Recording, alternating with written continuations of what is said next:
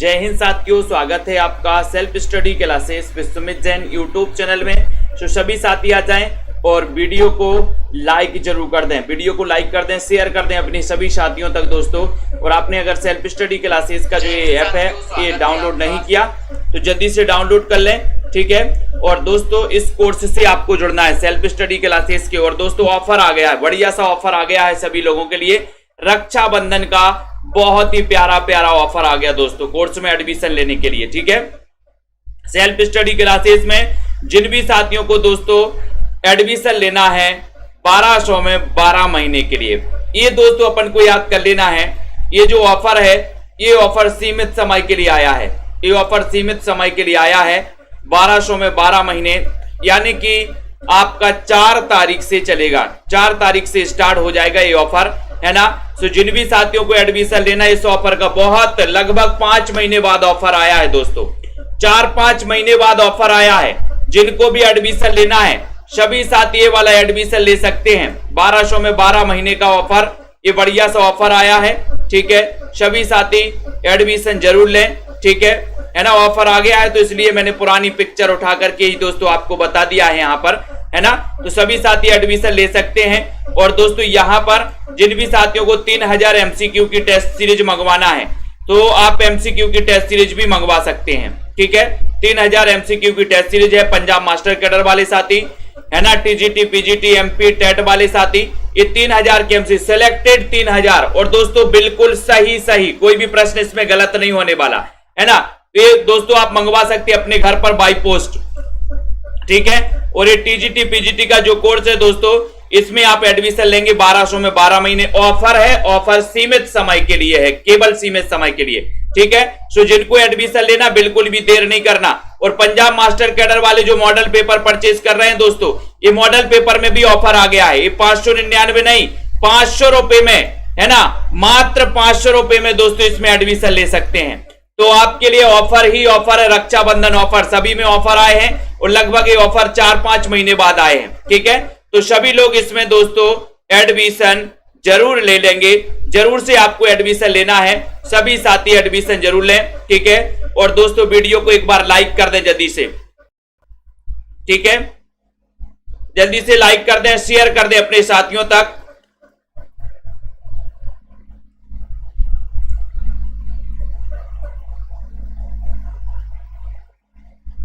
ठीक है।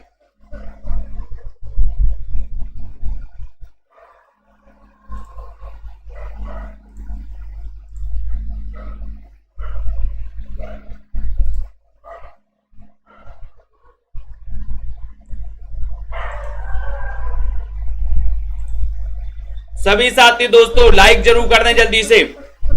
और ये बहुत ही बढ़िया ऑफर आ गया है, वीडियो को लाइक कर दो जल्दी से, शेयर कर दो एक बार सभी साथी, ठीक है।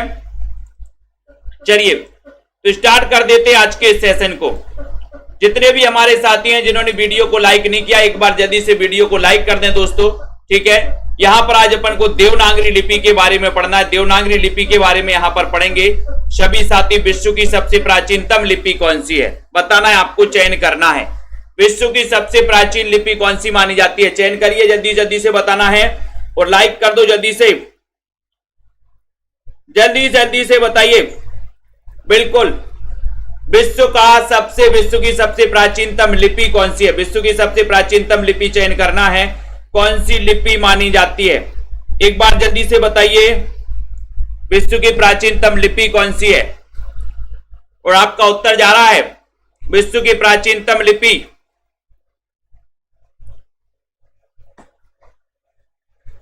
राइट आंसर बताइए, सबसे प्राचीन लिपि कौन सी मानी जाती है दोस्तों। सबसे प्राचीन जो लिपि मानी जाती है वो लिपि मानी जाती है ब्राह्मी लिपि, ब्राह्मी लिपि मानी जाती है, ब्राह्मी लिपि। यानी कि आपका जो ए नंबर है वो ए नंबर बिल्कुल सही आंसर है, ए नंबर आपका राइट आंसर है, ठीक है। ए नंबर जिन्होंने भी लगाया उनका आंसर बिल्कुल सही है। देवनागरी लिपि का विकास किससे हुआ, 2 नंबर का क्वेश्चन है। देवनागरी लिपि का विकास बताना है, बताइए। देवनागरी लिपि का विकास हुआ सेंधव लिपि से, खरोष्ठी, ब्राह्मी या फिर अरमेई की लिपि से।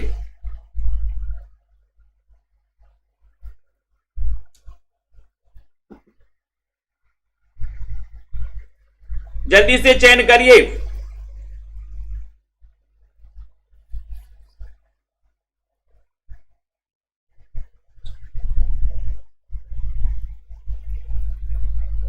देवनागरी लिपि का विकास किससे हुआ है? तब आपका बिल्कुल सही आंसर हो गया कि सर ये हुआ है ब्राह्मी लिपि से। सी नंबर, देवनागरी लिपि का विकास किस राज्य में हुआ, ये भी बता दो जल्दी से।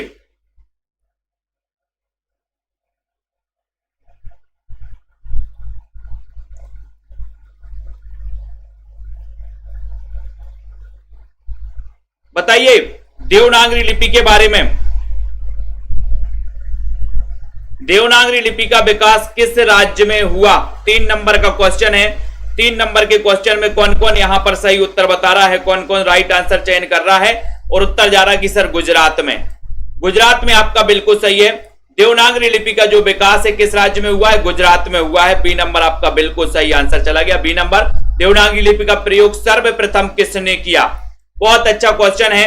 4 नंबर का क्वेश्चन है, सर्वप्रथम किसने किया। ये क्वेश्चन तो कई बार आया है, कई बार आया। दोस्तों वीडियो को लाइक कर देना। जिन भी साथियों को 3000 क्वेश्चन की एमसीक्यू टेस्ट सीरीज मंगवाना है वो एमसीक्यू टेस्ट सीरीज भी मंगवा सकते हो। जिनको model paper, Punjab master cadre model paper में एडमिशन लेना है, सो मात्र दोस्तों ऑफर है, मात्र 500 में एडमिशन ले सकते। कल से ऑफर आने वाला है सभी लोगों के लिए, है ना। और अभी ऑफर आ गया है दोस्तों टीजीटी पीजीटी के कोर्स में 1200 में 12 महीने, 1200 में 12 महीने हिंदी साहित्य का संपूर्ण कोर्स। देवनागरी लिपि का प्रयोग सर्वप्रथम किसने किया?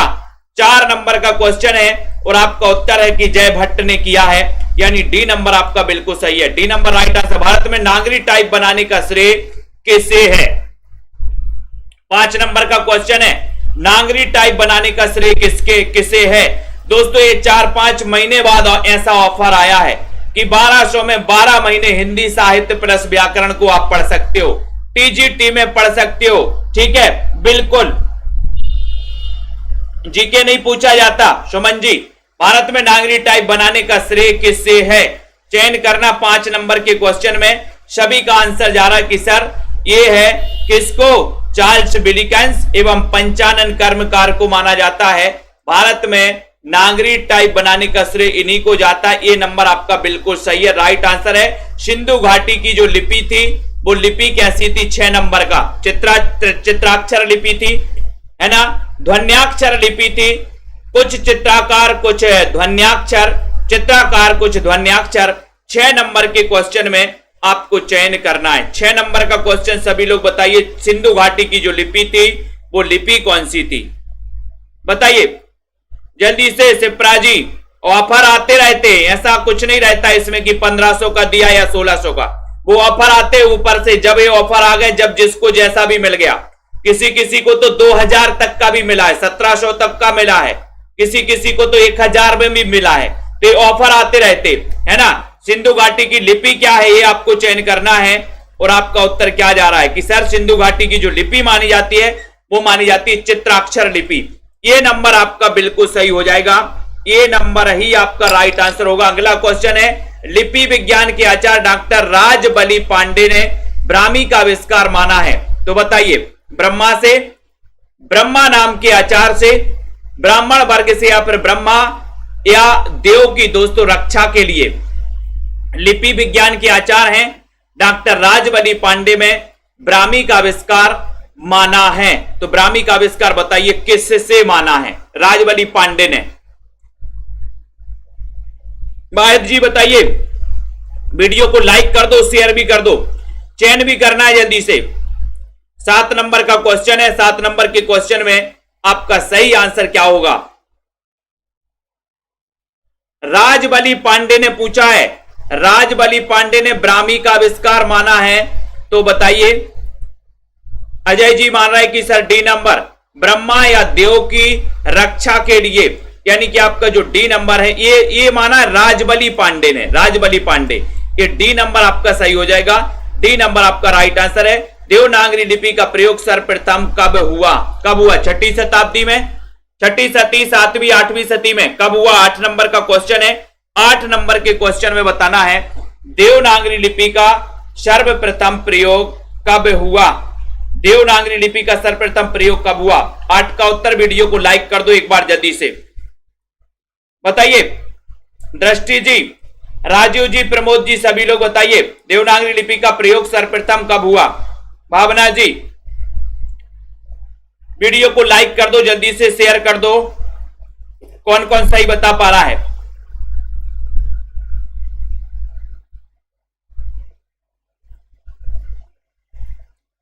और आपका उत्तर जा रहा है कि सर देवनागरी लिपि का सर्वप्रथम जो प्रयोग हुआ है 7वीं 8वीं सदी में हुआ। बी नंबर आपका बिल्कुल सही है, बहुत बढ़िया आंसर।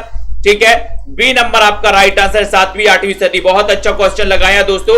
अगले क्वेश्चन की ओर बढ़ेंगे, लाइक कर दो जल्दी से। देवनागरी लिपि से कई क्वेश्चन पूछे जाते हैं और पंजाब मास्टर कैडर में तो कई क्वेश्चन आते हैं। नागरी लिपि की पहली पुस्तक कौन सी है?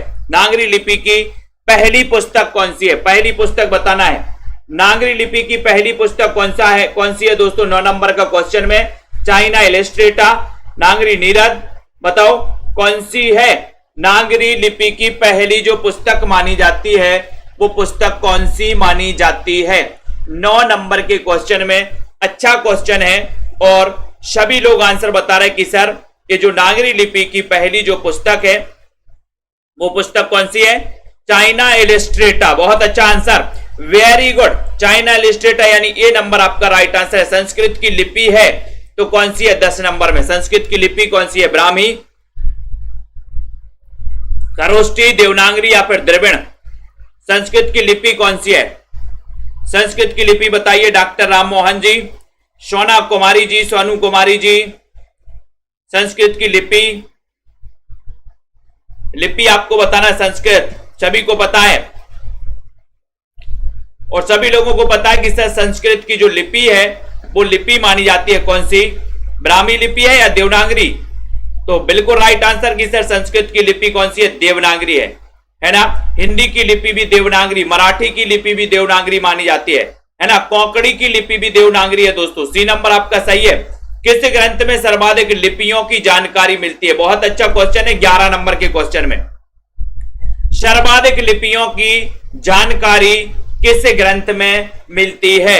11 नंबर का क्वेश्चन है। बताओ 11 नंबर के क्वेश्चन में अंकित जी बताइए किस ग्रंथ में सर्वाधिक लिपियों की जानकारी मिलती है?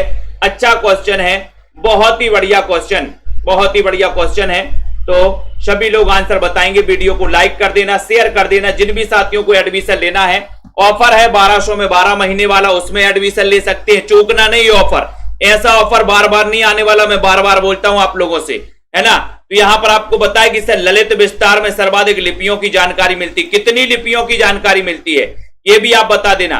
कितनी लिपियों की जानकारी मिलती है बता दो फटाक से। उसके बाद बाएं से दाएं लिखी जाती है। कौन सी लिपि लिखी जाती है? बाएं से दाएं, यानी कि बाएं से दाएं। ए बाएं से दाएं कौन सी लिपि लिखी जाती है? 12 नंबर का क्वेश्चन है। 12 का उत्तर बताइए।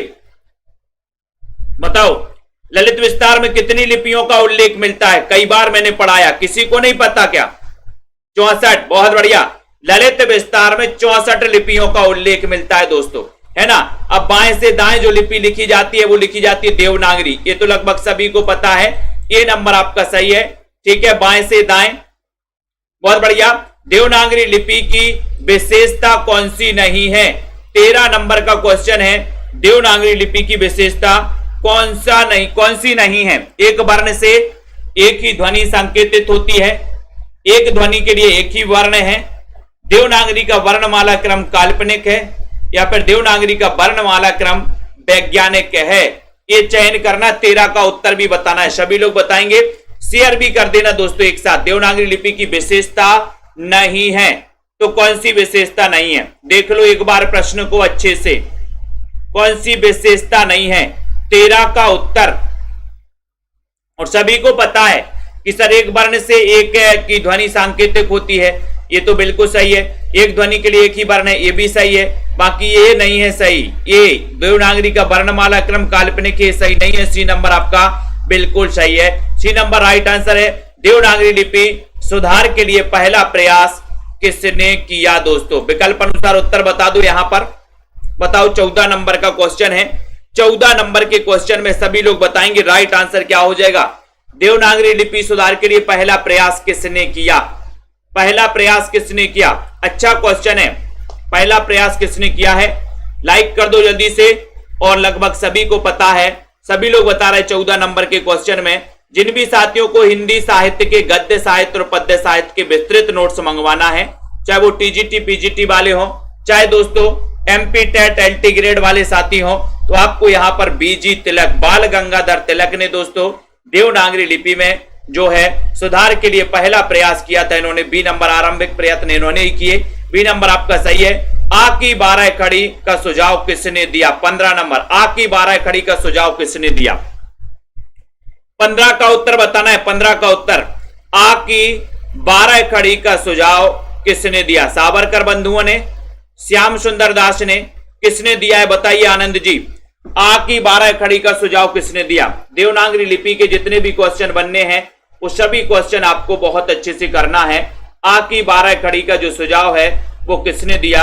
इतना अच्छा क्वेश्चन है, बहुत ही बढ़िया क्वेश्चन दोस्तों पूछा गया यहां पर, और सभी का आंसर जा रहा है कि सर आ की 12 खड़ी का जो सुझाव दिया था वो सावरकर बंधुओं ने दिया था। ये नंबर आपका बिल्कुल सही है। क्वेश्चन कई बार आ चुका है कि आ की 12 खड़ी का सुझाव किसने दिया? सावरकर बंधुओं। ये नंबर राइट आंसर है। अगले क्वेश्चन की ओर हम जाएंगे, है ना। यहां पर देखो दोस्तों, ये इंग्या और इया के स्थान पर अनुस्वर का प्रयोग किए जाने का सुझाव किसने दिया है? 16 नंबर का क्वेश्चन है। 16 नंबर के क्वेश्चन में एक बार लाइक कर दो जल्दी से, है ना। इसे अपन क्या पढ़ते? इंग्या और इया, इसके स्थान पर अनुस्वर का प्रयोग किए जाने का सुझाव किसने दिया? बताओ। काका कालेलकर ने, श्याम सुंदर दास, बीजी तिलक या फिर डॉक्टर गोरख प्रसाद ने? अच्छा क्वेश्चन है दोस्तों, बताइए। जिनको भी एडमिशन लेना है, ऑफर आ गया है। ऑफर टीजीटी पीजीटी वाले हमारे साथी 1200 में 12 महीने, 1200 में 12 महीने दोस्तों, ठीक है। 1200 में 12 महीने निरंतर अध्ययन करने को आपको मिलेगा, ठीक है। पंजाब मास्टर कैडर के जो मॉडल पेपर हैं, 30 मॉडल पेपर, 4500 क्वेश्चन, है ना। पीडीएफ भी मिलेगी मात्र 500 में दोस्तों। ऑफर आ गया है, ठीक है। और यहां पर 16 नंबर का क्वेश्चन है, उत्तर चला गया कि सर श्याम सुंदर दास ने सुझाव दिया था। बी नंबर आपका बिल्कुल सही है।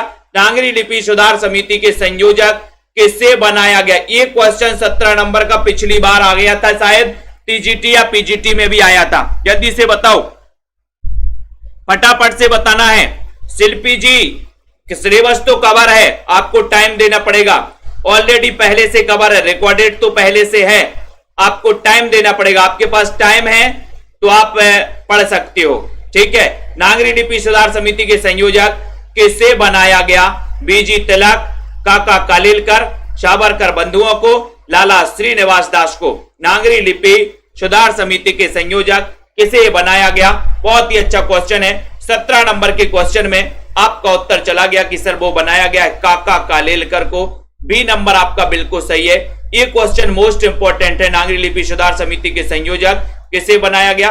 काका कालेलकर को। बी नंबर बिल्कुल सही है ना। उत्तर प्रदेश सरकार ने नागरी लिपि सुधार समिति का अध्यक्ष किससे नियुक्त किया? बहुत अच्छा क्वेश्चन, 18 नंबर का क्वेश्चन है। उत्तर प्रदेश सरकार ने नागरी लिपि सुधार समिति का अध्यक्ष किसे बनाया गया? प्रैक्टिस करना इन प्रश्नों की दोस्तों। लाला श्रीनिवास दास ने को बनाया गया, काका कालेलकर को, आचार्य नरेंद्र देव या फिर सावरकर बंधुओं को? 18 का उत्तर लाइक कर दो जल्दी से। उत्तर प्रदेश सरकार ने नागरी लिपि सुधार समिति का अध्यक्ष किसे नियुक्त किया? किसे नियुक्त किया गया बताइए। 18 नंबर में 18 का उत्तर किसे नियुक्त किया है? उत्तर जाएगा कि सर वो बनाया गया आचार्य उत्तर प्रदेश सरकार ने आचार्य नरेंद्र देव, है ना। और इस समिति को अपन पढ़ते आचार्य नरेंद्र देव समिति, ठीक है। तो नागरी लिपि सुधार समिति का अध्यक्ष नियुक्त किया था आचार्य नरेंद्र देव को। ये क्वेश्चन मोस्ट इंपोर्टेंट है। सी नंबर आपका बिल्कुल सही है। महाप्राण ध्वनियों को हटाकर अल्प प्राण के नीचे कोई चिन्ह लगाने का सुझाव किसने दिया? किसने दिया? 19 नंबर में महाप्राण ध्वनियों को हटाकर अल्प प्राण बताइए जल्दी से।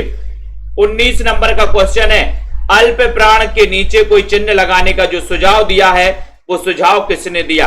अच्छा क्वेश्चन 19 नंबर के क्वेश्चन में। वीडियो को जल्दी से बताइए, लाइक करिए जल्दी से। महाप्राण 19 नंबर के क्वेश्चन में 19 नंबर का उत्तर चला जाएगा कि सर ये जो सुझाव दिया है ये सुझाव किसने दिया? 19 नंबर में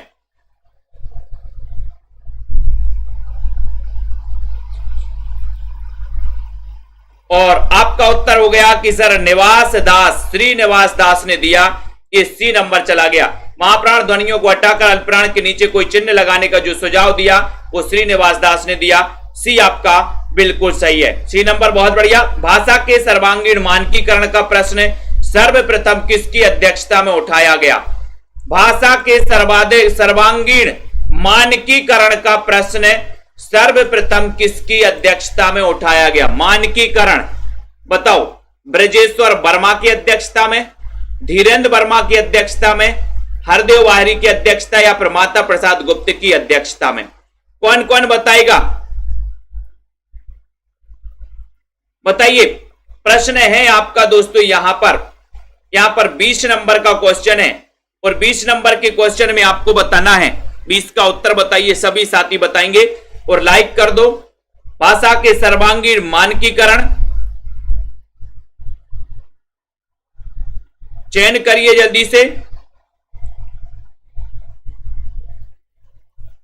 और आपका उत्तर चला गया कि सर ये डॉक्टर धीरेन्द्र वर्मा की अध्यक्षता में, यानी आपका जो बी नंबर है, बी नंबर आपका यहां पर सही हो गया। ठीक है, अगला क्वेश्चन देखो यहां पर देखना दोस्तों, यहां पर आता है राजभाषा में किस प्रकार की शब्दावली प्रयुक्त होती है? बताओ। 21 नंबर का क्वेश्चन, राजभाषा में किस प्रकार की शब्दावली प्रयुक्त होती है? खड़ी बोली, हिंदुस्तानी, मानक हिंदी या फिर व्यवहारिक? राजभाषा में किस प्रकार की शब्दावली प्रयुक्त होती है? वीडियो को लाइक कर दो 21 नंबर के क्वेश्चन में। और 21 का उत्तर जा रहा कि सर राजभाषा यानी कि सरकारी कामकाज की भाषा, यानी कि दोस्तों ऑफिशियल लैंग्वेज, ये राजभाषा।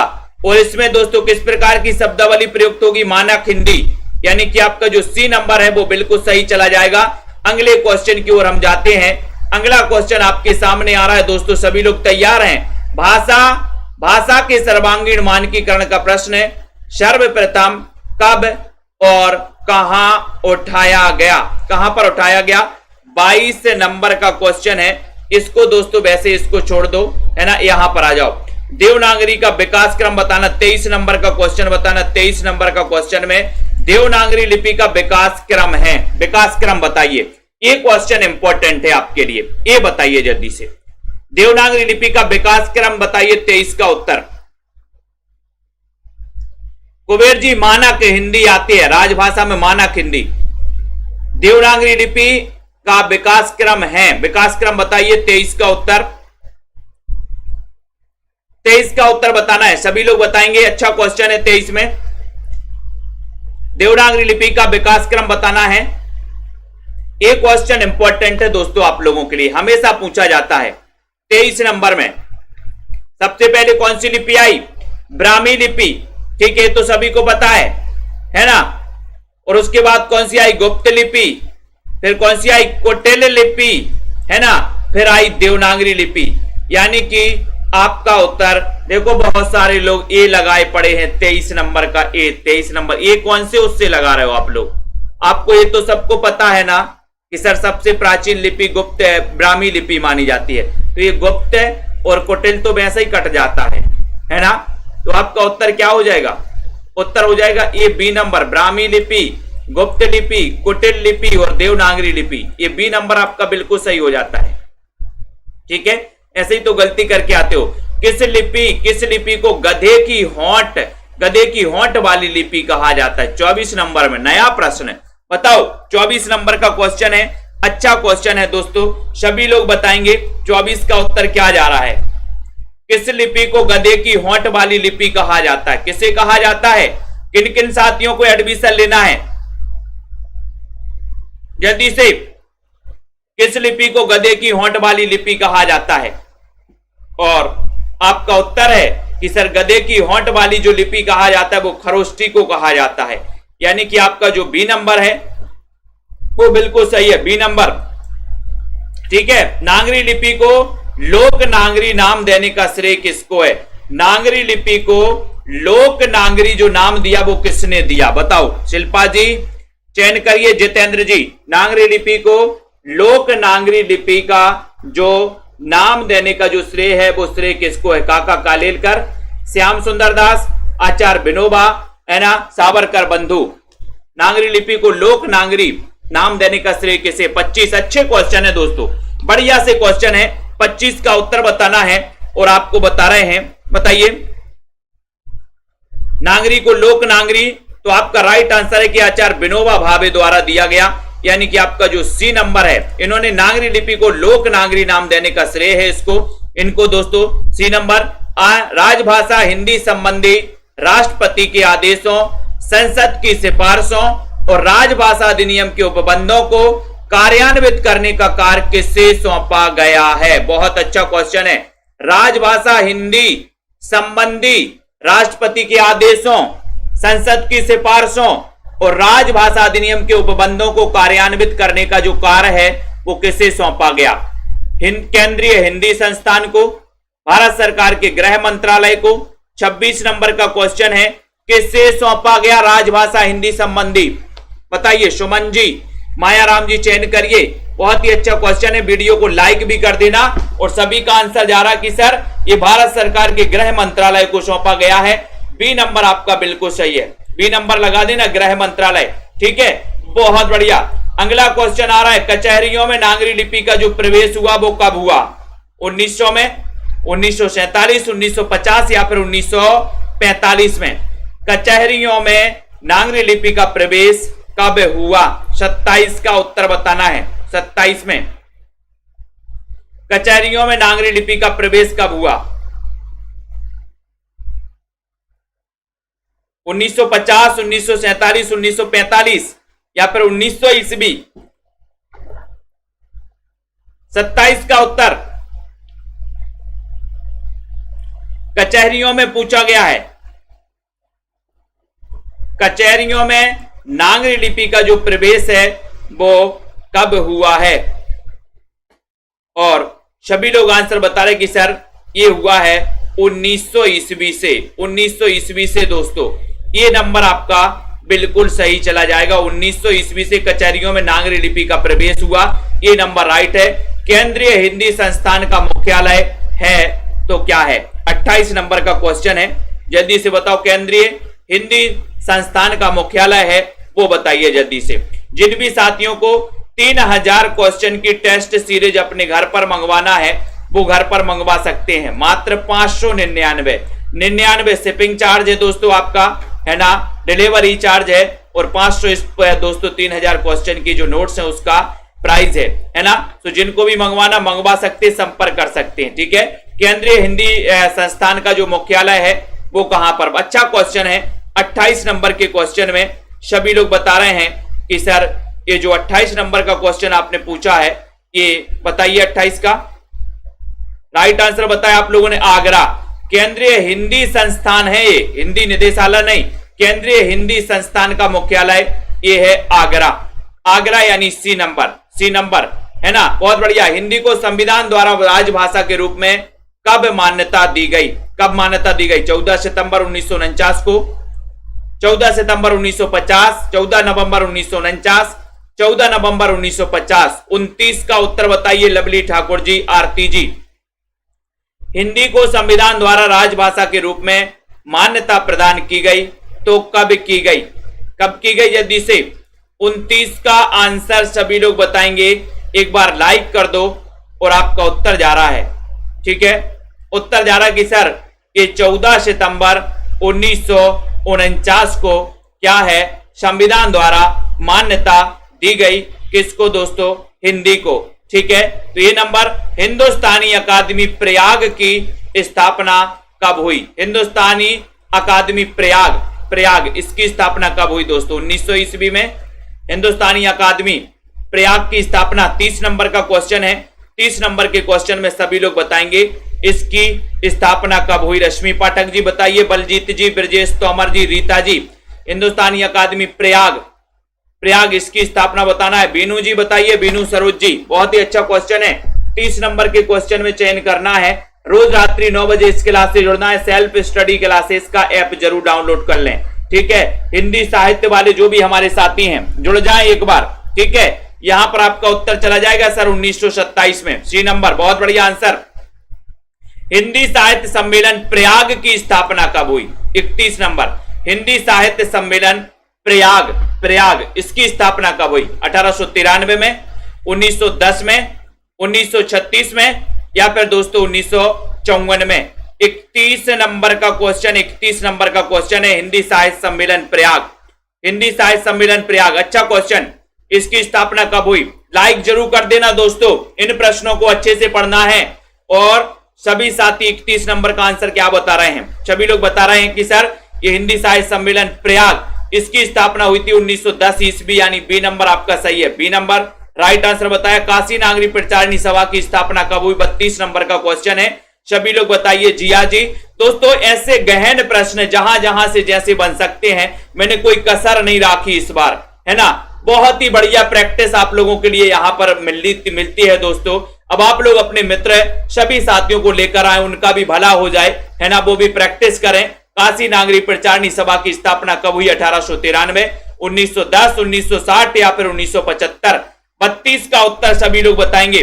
32 में सभी का आंसर बताना है। और सभी को पता है कि सर काशी नागरी प्रचारिणी सभा की स्थापना हुई थी 1893 में, और काशी नागरी प्रचारिणी पत्रिका प्रकाशित हुई थी 1896 में, है ना। तो यहां पर आपका उत्तर ए नंबर बिल्कुल सही आंसर है। लाइक कर देना दोस्तों, है ना। अब अगर आप लोगों को अच्छा लगता है कि सर इसी प्रकार से प्रैक्टिस करवाते रहें, तो आज लाइक जितने लोग देख रहे हैं उतने लोग लाइक जरूर कर लेना, है ना, नहीं तो ये क्लास ऑफ बंद, है ना। तो राष्ट्रभाषा प्रचार समिति वर्धा की स्थापना कब हुई? 33 नंबर का क्वेश्चन है, सभी लोग बताइए जल्दी से। आप लोग लाइक नहीं करते ईमानदारी से, है ना। इतनी बढ़िया मेहनत करवाई जाती है दोस्तों।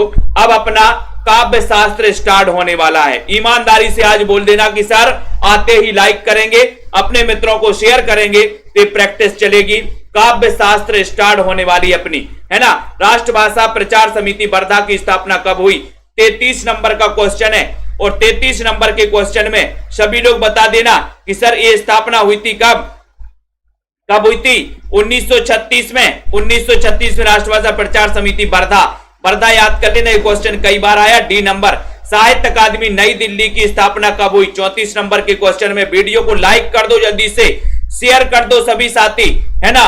और दोस्तों सेल्फ स्टडी क्लासेस का ऐप डाउनलोड कर लो। जिनको भी एडमिशन लेना है वो 1200 में 12 महीने के लिए एडमिशन ले सकते हैं, हिंदी साहित्य को पढ़ सकते हैं। ये सबसे कम दोस्तों उसमें ऑफर आप लोगों के लिए दिया गया कि आप लोग भी दोस्तों मेहनत करिए और आप लोग भी आगे बढ़िए। इस 1200 के इसमें दोस्तों रोज डेली 100 प्रश्नों का टेस्ट भी होता है। 100 प्रश्नों का टेस्ट डेली होता है ना। डेली 2 लाइव क्लासें भी होती है, पूरा रिकॉर्डेड कोर्स भी रहता है, तिरकी वीडियो, टॉपिक बाई टेस्ट भी इसमें है। साहित्य अकादमी नई दिल्ली, इसकी स्थापना 34 नंबर के क्वेश्चन में बताना और उत्तर हो जाएगा कि सर 1954 ईस्वी में हुई थी। ये नंबर सही है। नागरी लिपि परिषद नई दिल्ली की स्थापना कब हुई? नागरी लिपि परिषद, यहां तो दोस्तों बहुत सारे क्वेश्चन। अंजू कनौजिया जी बताइए, आरती राजेश्वरी, सपना जी, ब्रजेश जी, सभी लोग बताइए, आनंद जी, ममता जी, कुरैशी जी, जल्दी से। नागरी लिपि परिषद नई दिल्ली की स्थापना कब हुई है? कब हुई? 35 नंबर के क्वेश्चन में सभी लोग एक मत से बोल रहे हैं कि सर एक मत, यानी कि ये जो स्थापना हुई नागरी लिपि परिषद नई दिल्ली इसकी हुई है 1975 में। बी नंबर आपका 1975 बिल्कुल सही है, 1975 सही हो जाएगा दोस्तों। नागरी लिपि परिषद नई दिल्ली 35 नंबर के क्वेश्चन में बी नंबर। बहुत ही बढ़िया आंसर। अगले क्वेश्चन की ओर आते हैं, वीडियो को लाइक करना दोस्तों, ठीक है। केंद्रीय हिंदी निदेशालय नई दिल्ली की स्थापना, एक क्वेश्चन मोस्ट इंपोर्टेंट, आईएमपी लगा लेना एक क्वेश्चन में। केंद्रीय हिंदी निदेशालय नई दिल्ली, इसकी स्थापना कब हुई? रोज रात्रि 9 बजे आप लोग जुड़ा करें दोस्तों, रोज रात्रि 9 बजे यहां पर आपको जुड़ना है, पढ़ना है, अध्ययन करना है। अब अपना काव्य शास्त्र स्टार्ट होने वाला है। काव्य शास्त्र से संबंधित जितने भी संभावित प्रश्न बनते हैं सभी की अपन प्रैक्टिस करेंगे, लेकिन आप लोगों के ऊपर है कि आप लोग कितना सपोर्ट करते हो चैनल को, कितना दोस्तों इस परिवार को, सेल्फ स्टडी क्लासेस परिवार को आगे बढ़ाते हो। केंद्रीय हिंदी निदेशालय नई दिल्ली, इसकी स्थापना कब हुई? केंद्रीय हिंदी निदेशालय 36 नंबर के क्वेश्चन में सभी का आंसर जा रहा है कि सर ये जो केंद्रीय हिंदी निदेशालय नई दिल्ली है, इसकी जो स्थापना हुई थी, बताओ कब हुई थी? कब हुई थी? बहुत सारे लोग बता रहे हैं 1965, यानी कि 36 नंबर का क्वेश्चन है, बताइए जल्दी से, चयन करिए। और दोस्तों जिन भी साथियों ने अभी तक वीडियो को लाइक नहीं किया है,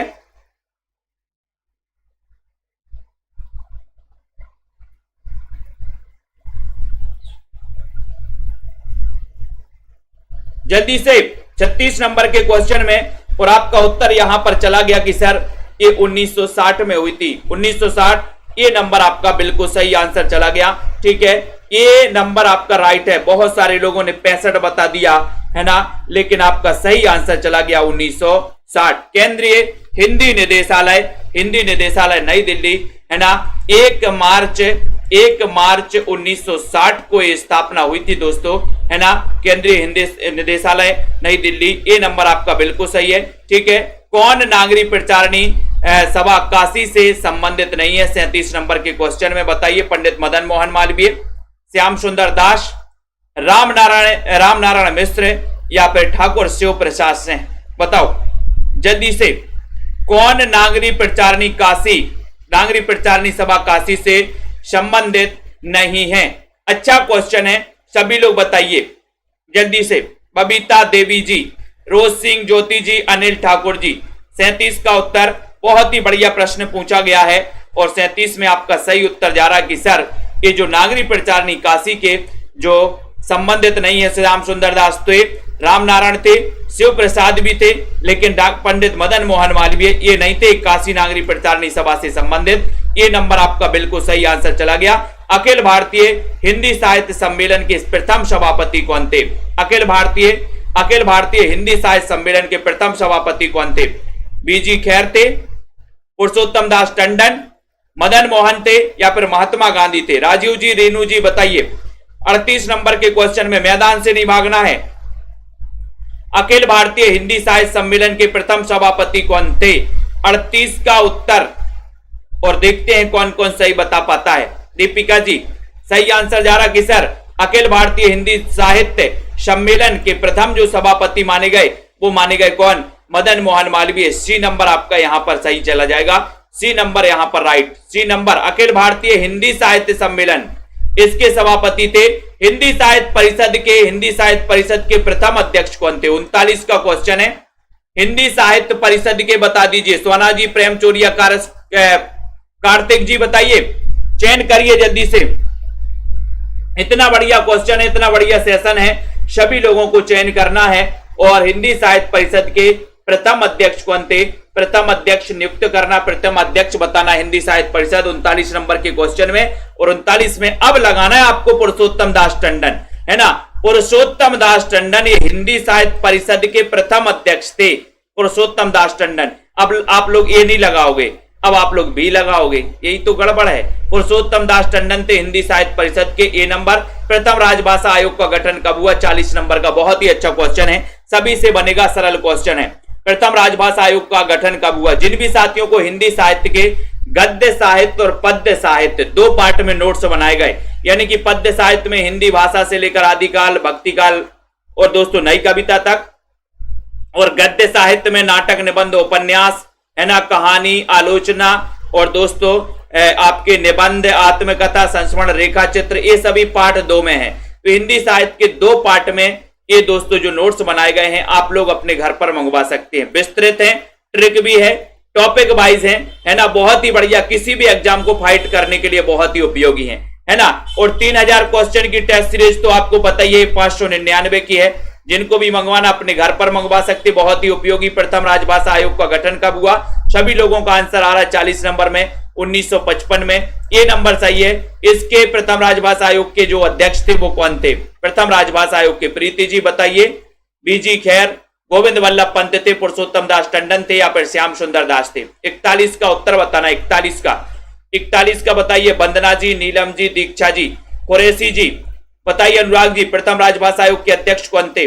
41 नंबर का क्वेश्चन है और लगभग सभी को पता है, सभी को पता है कि सर बीजी खैर यानी कि आपका जो ये नंबर है ये प्रथम राजभाषा आयोग के अध्यक्ष थे। किस अनुच्छेद में कहा गया कि संसद में प्रयोग की जाने वाली भाषा हिंदी होगी?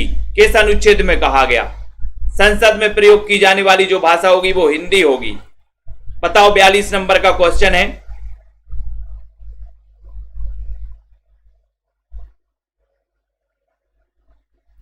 इस क्वेश्चन को छोड़ दो दोस्तों, ये क्वेश्चन नहीं। किस अनुच्छेद में कहा गया कि संघ की राजभाषा हिंदी होगी? 43 नंबर का क्वेश्चन बताना है। 43 का बताइए, 43 बताइए नीलम जी, मंजू जी। किस अनुच्छेद में कहा गया कि संघ की राजभाषा हिंदी होगी? संघ की राजभाषा हिंदी होगी। 43 का उत्तर बताना है। 42 नंबर थोड़ा सा गड़बड़ है क्वेश्चन, ठीक है। चयन करिए किस अनुच्छेद में कहा गया कि संघ की राजभाषा हिंदी होगी 43 नंबर के क्वेश्चन में। और सभी का आंसर चला गया कि सर वो कहा गया है अनुच्छेद 343 में, यानी सी नंबर आपका बिल्कुल सही है। सी नंबर आपका राइट आंसर। तो साथियों आपने इतनी बड़े शिद्दत के साथ पढ़ा है। अब जिन भी साथियों को एडमिशन लेना है, जिन भी साथियों को 3000 क्वेश्चन की टेस्ट सीरीज मंगवाना है, सो आप मंगवा सकते हैं दोस्तों, है ना। ये मात्र 599 की टेस्ट सीरीज है, आप सभी साथी मंगवा सकते हैं। 599 में आप अपने घर पर मंगवाएं, ठीक है, सभी साथी मंगवाएं। और दोस्तों यहां पर अपन बात करें तो यहां पर ये 1200 में 12 महीने का ऑफर भी आ गया है ना। हिंदी साहित्य के संपूर्ण कोर्स में, टीजीटी पीजीटी वाले कोर्स में एडमिशन लेने के लिए ये टीजीटी पीजीटी का कोर्स है, इसमें आप 1200 में 12 महीने, कल से ऑफर चालू हो जाएगा।